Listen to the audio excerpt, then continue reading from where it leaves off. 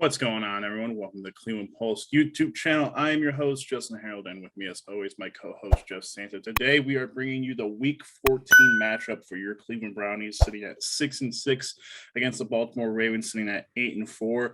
The team that we last saw when the Browns played. Obviously, we've had a bye since then. We've had a little bit of news that we talked about in a previous video. So if you haven't already, make sure that you are subscribed, hit the bell notification, leave a like, leave a comment on those videos, check them out. But today we are bringing you the preview. So with that being said, Jeff, how are you doing today? I'm doing good. More help called in from the football gods last night. The Steelers lose. Great way to start the week for football's sake. And there's interesting. There's injuries. There's COVID list. There's Myles Garrett saying that he doesn't think that they've been as focused as they needed to be in practice this week. So there's a lot going on. The season is Sunday at 1 p.m. I told Justin off to the side, I'm not recapping this game if they lose. I'm not. We'll be doing mock drafts on Monday. Yeah, and we'll be thinking about. I'll be saying things about the first round pick, and Justin will be saying different things. But lots to get into. Yeah, I was for a short time. I was out in the car for maybe like 30 minutes, and I had the Sports Talk Radio 92.3 on. Some caller calls and he's like, "I don't see this game as a must win." I'm like, what football season have you been paying attention? Well, what were we last time at this point in the year? Last year, probably like sitting at 8 and something, probably. But I don't know. It's a good question. It's just crazy to think that people are like, this isn't a must-win game. It's a division game. It's probably like, yeah, the AFC is very close in the wild card and everything, but still, like, to be like, this isn't a must-win. It's just absurd, out of this world. But let's start with the Myles Garrett thing. Obviously, that's kind of a talking point, but Myles Garrett has been pretty, open, has been pretty vocal this year about things. He was the person who first spoke up about the Joe Woods thing, and they proceeded to have, I think, that next game, a very good defensive game. Now, like Jeff said, he didn't think that they were focused in the last this past week, which is interesting because I believe at the beginning of the week we heard that it was like the first practice was like everyone was flying around and they were looking good and whatnot. So I'm curious as to like what really happened. Like maybe Monday was that practice where they're happy, go lucky, flying around, whatever. And maybe Myles was hoping for like a more serious tone to practice, or if something happened after those practices. But it's definitely an interesting read. For sure. And by the way, we were 8-3 going into week 13 last year. Guys living in 2020 calling in.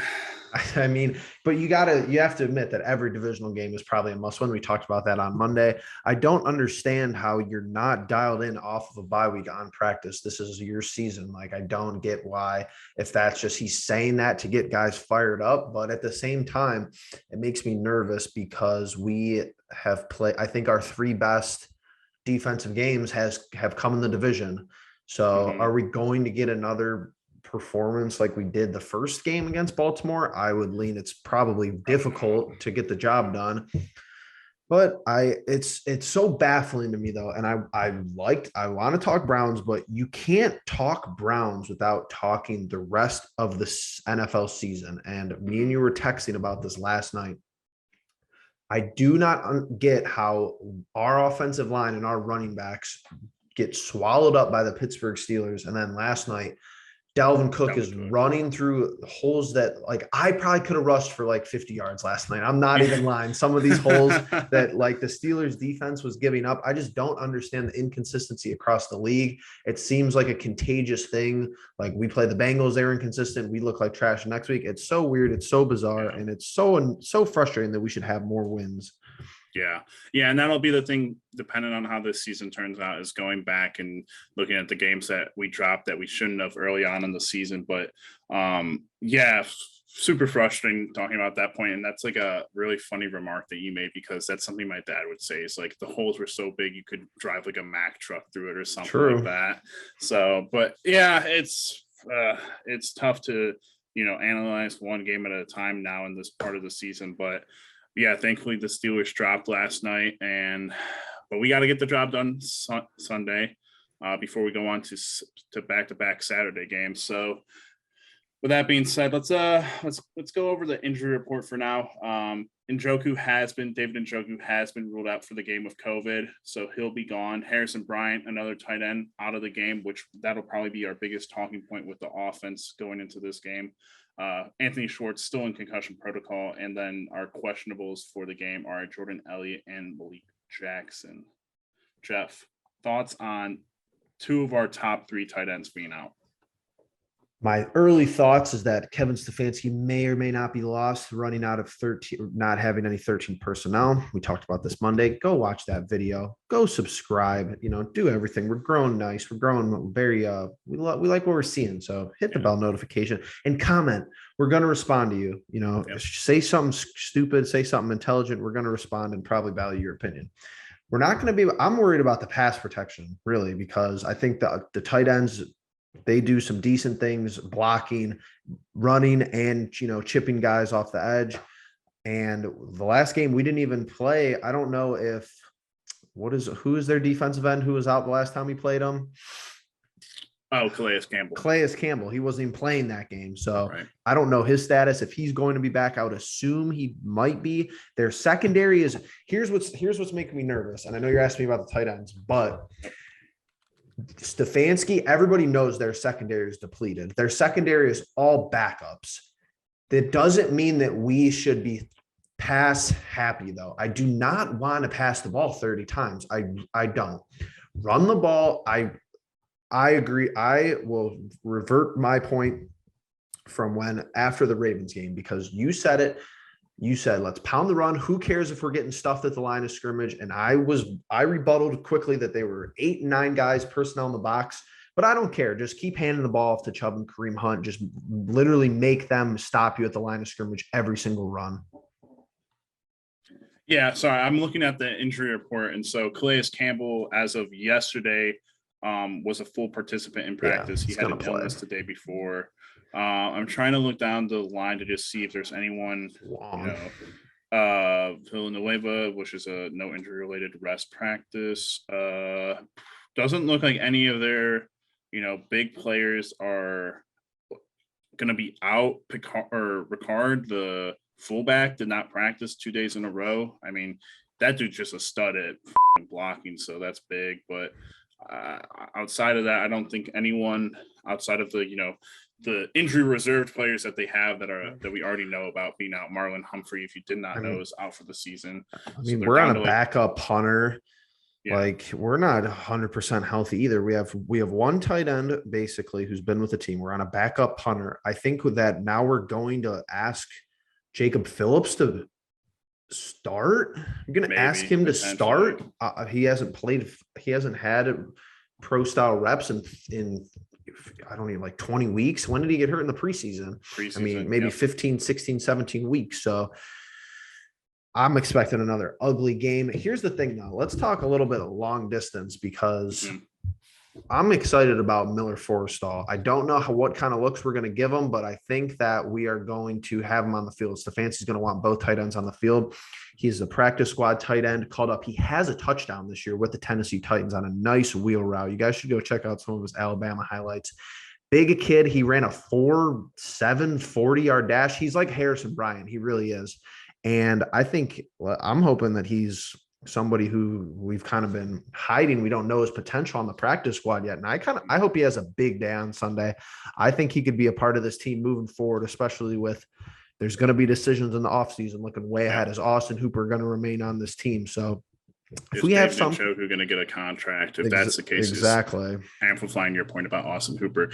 Yeah, it's going to be interesting because, man, you talk about the receiving game and talking about the Ravens being depleted at cornerback and at DB in general. I mean, to have Jarvis Landry go for another 100 yards and have that be wasted would be disgusting. DPJ back after, missing games, plays that last game, goes into the bye week, comes back out. If he doesn't have a big game, I'll be upset. There's a lot to, Is Higgins going to play? About. who knows? A healthy scratch from Higgins would also be truly upsetting. Man, it's so hard. It's so hard to come into these previews now because we have a nice little Tuesday show going with the Cavs, and it's always pretty joyful for the most part this season. And we've been having a real good time, and we come into these ones, and we're like, all right, well, what are we going to talk about with this team? We have no idea what we're going to get out of. So it really has just been that all year long. It's to the point where if regardless, it's exciting. This week is exciting. You're going to find out more either way from this organization, this hierarchy of coaches, players. You're going to find out more in this game than you've had maybe in the rest of the regular season games that since Stefanski and Andrew Berry has been hired combined, because you're 6-6. You're now like the Bengals. Who are the Bengals playing this week? I don't know, but I know with a loss and a win from us, we would jump. They're home against the 49ers, one of the most physical teams in the league. They have not looked – they play the Steelers pretty well, who are physical, but the 49ers are no pushover. That's not going to be like an easy win. Right. In theory, nothing has made sense so far. So maybe they'll probably win by 30, but let's just say this. Let's just look at the Ravens. I mean, come on. Like, they just lost to the Chargers, a West Coast team, 41-22 at home. So, true, I mean, true. They've been on a nice little home stint, and they've lost. They won big against the Steelers, then they lost big against the Chargers. It'd be nice to watch them lose. They're after the Browns Sunday at 4:25. So a game to definitely keep an eye out just in case, we do win, hopefully. It's another game though. Last night I was texting people saying the same thing.